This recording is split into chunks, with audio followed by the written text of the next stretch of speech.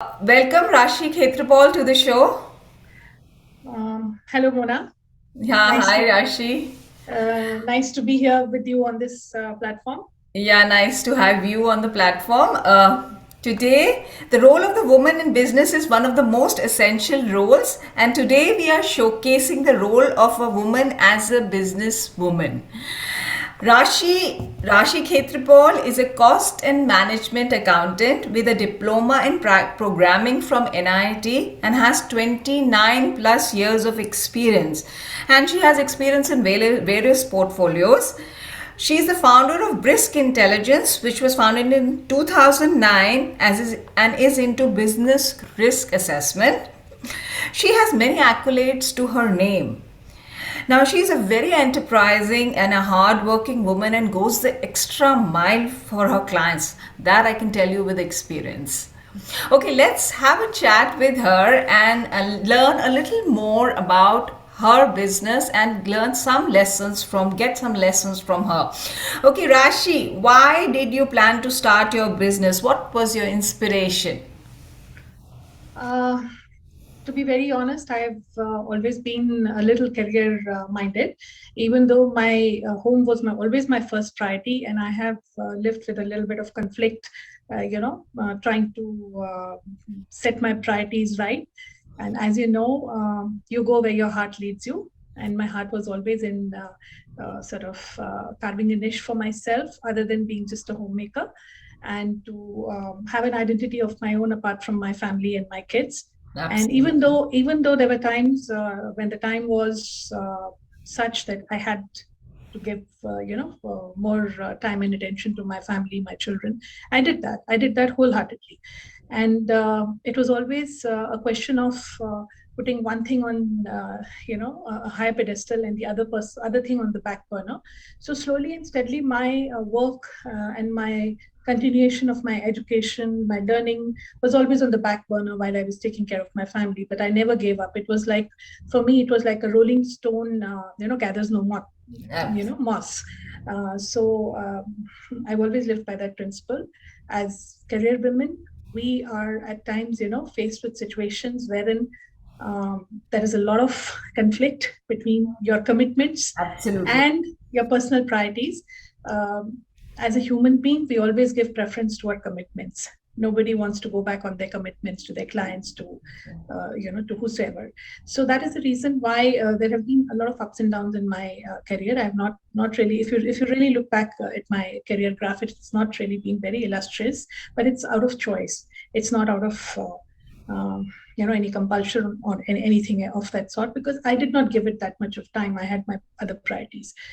But as you said that, um, you know, um, you need to be ready when the opportunity knocks. Absolutely. So all this while, I was making myself ready. I was making myself ready because I knew one day the opportunity will knock, and it did.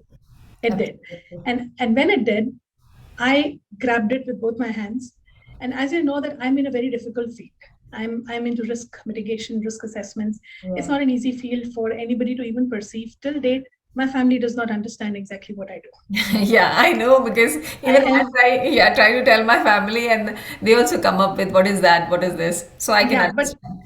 but the amount of work that's gone behind training myself for it, preparing myself for it, trying to find the right clients, trying to be present in the right places. And I personally believe that success is not about all about hard work. You need to be in the right place at the right time.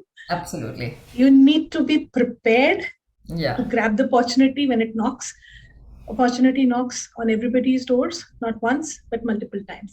But Yeah. most of the time, people are not able to make the most of it because they're not ready. They're not ready to grab it.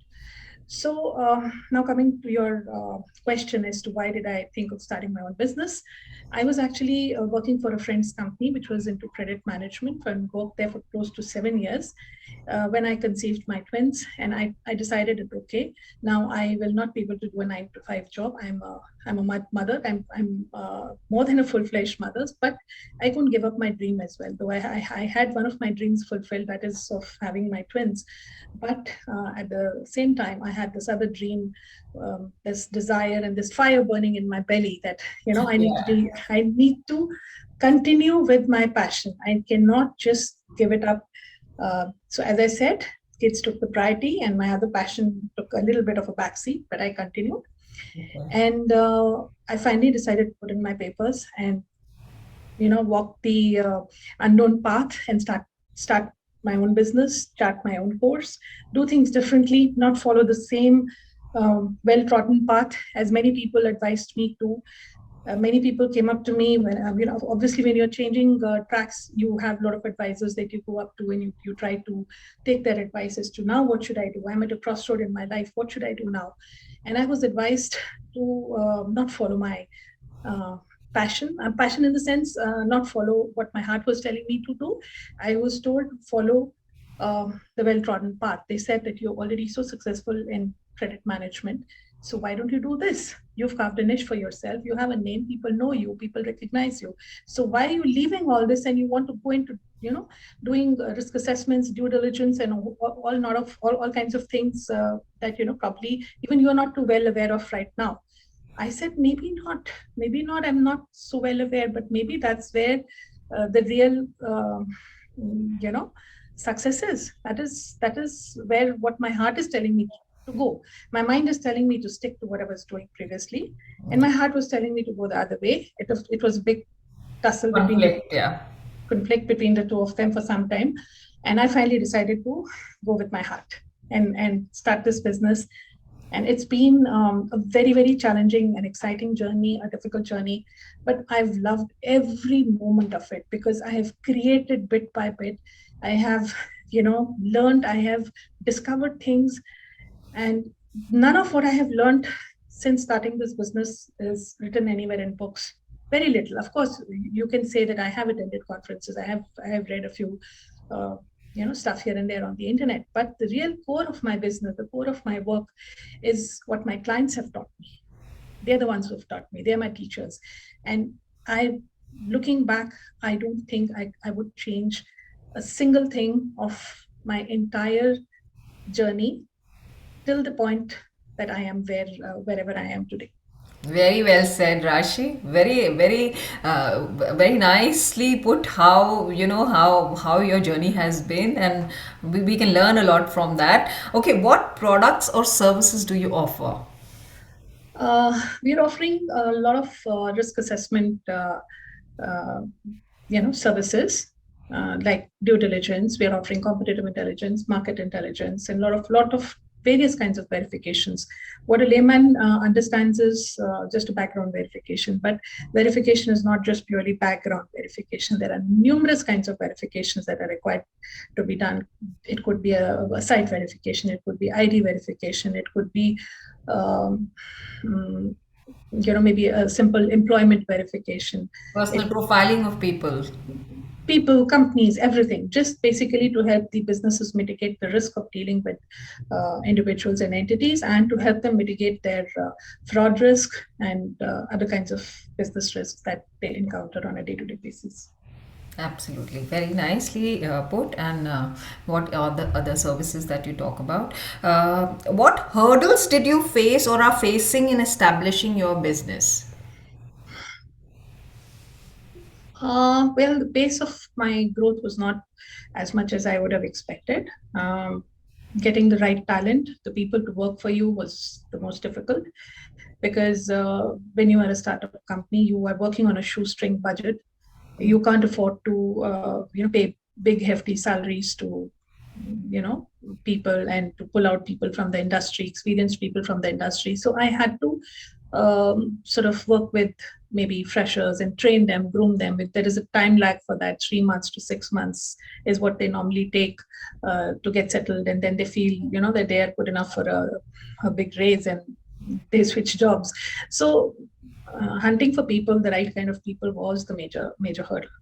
Apart from that, I have not felt the lack of anything. I have a decent clientele. My work has spread by word of mouth, and didn't have to spend much on marketing. I didn't do any kind of marketing gimmicks, like no campaigns, no advertising, nothing. It's a personal relationship building that has sort of got me my clients, and even financially, I'm pretty well placed. So no issues at all on those fronts. That's very, very nice. How has been your customer response?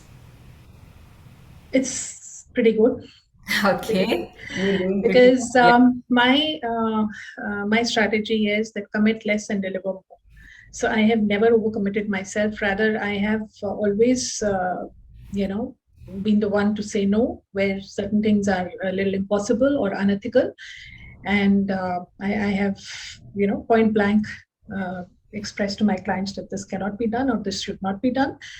And having said that, when we are doing our search and we are doing our research and investigations or whatever, and we feel that we've stumbled upon some information that the client might find valuable, we have passed it on to the client without a hitch. And the clients have really appreciated our going that extra mile. And, number one, being very candid and being transparent. Number two, going the extra mile. And the third is that, I have never gone by the rule book. I have tried to deliver reports in a manner that I feel will hit the nail on the head.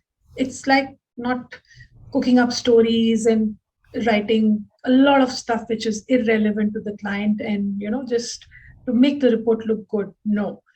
I understand what the client needs and what is troubling them and where is it that they need a solution. My reports will be written in a manner that it will address that concern of theirs directly in a straightforward, simple language, which is very easy to understand, nicely chronologically listed out so that they understand the flow of events, how it happened, when it happened, why it happened. So when things are so well explained, there is no room for any complaints or any grievance or any grudge. In fact, we have certain confidentiality issues in my work wherein I'm unable to reveal the names of my clients to even pitching for new projects. But the fact is that if I didn't have that Confidentiality clause. no, if I didn't have that what you can say, the legality issue, Yeah. then I could have got numerous testimonials that I could have been able to put on my website. That is a one issue that we have in our industry, that you can't display or tell. Though privately, yes, some clients of mine have given their own testimonials to help me get more business, but publicly I cannot. Yeah. So it doesn't show, but I know it's there, and I feel very happy. I cannot show it to the world, but I do go back and show it to my family. Look, my client gave me this, wrote this letter to me. Yeah, They really like my yeah. So just that makes me happy and Yeah. keeps me motivated. Yeah. That's the biggest motivator. Yeah. Okay, what do you say to young women and budding entrepreneurs out there about a work-life balance? What is your tip to them about having a work-life balance? See, don't get overly consumed by your professional passion. See, home life always comes first. Whatever may be the scenario, however big you might be, professionally, wherever you might be placed. When in conflict, always, give preference to your family first. Don't rush into things. Don't be in a hurry to get rich quick. Don't be in a hurry to be successful. The time will come. And the most important thing that has helped me and that I will advise all other young girls to follow is to keep on learning, keep on observing, keep on attending conferences, be around Upskilling people, yourself, learning upskilling new yourself, things. be around people from the industry, the kind of work that you want to do, keep networking with those people, even if you're not earning anything, even if you're not paying full attention to your work because you have other priorities, but never stop remaining in touch with your work. Just keep remaining well connected, and remain in touch with your work, with your, if it's a creative work, then continue practicing, continue learning. The time will come when you feel, you see, every woman faces this issue in their life that, okay, the kids have grown up, they've gone to college, hostels, now I'm left alone, what do I do? Mm. And at that point of time, I have seen a lot of women face an identity crisis that, okay, what am I? And I'm not even a mother now, Yeah. so what am I?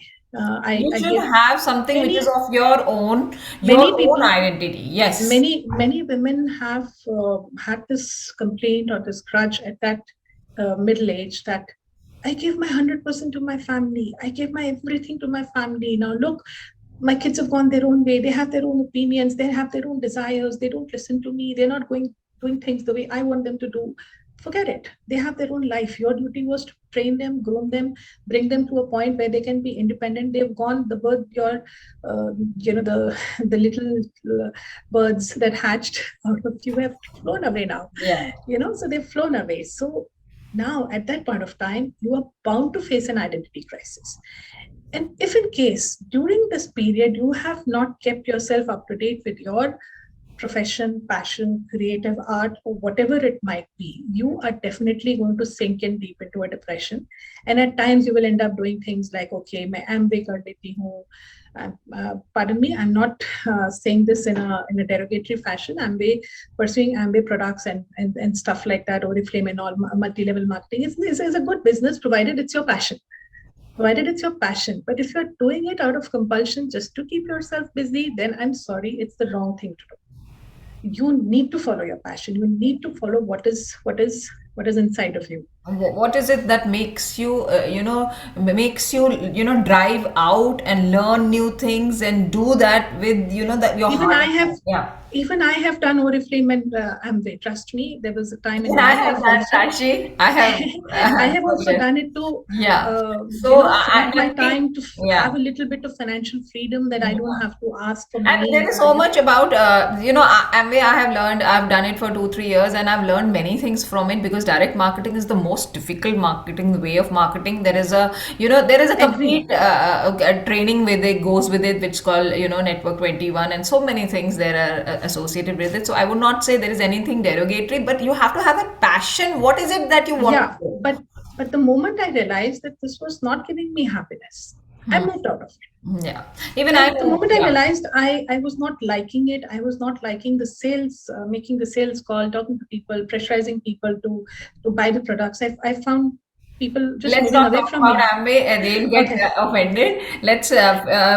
What you have said about having a passion, having what your hobby or what is it that you want to do as to carry on with your, when you are as a mother. Yes, that is very required. And the tip you gave is very, very true for every woman to have that mental sanity because taking care of kids and making them grow up, it is a very difficult and a time consuming job. And I'm sure a lot of girls will get a lot of insight and a lot of good a lot of things from you which they will learn. And thank you, Rashi, for coming on the show. It was lovely to talk to you and Thank you, learn so same here, many and things about your business.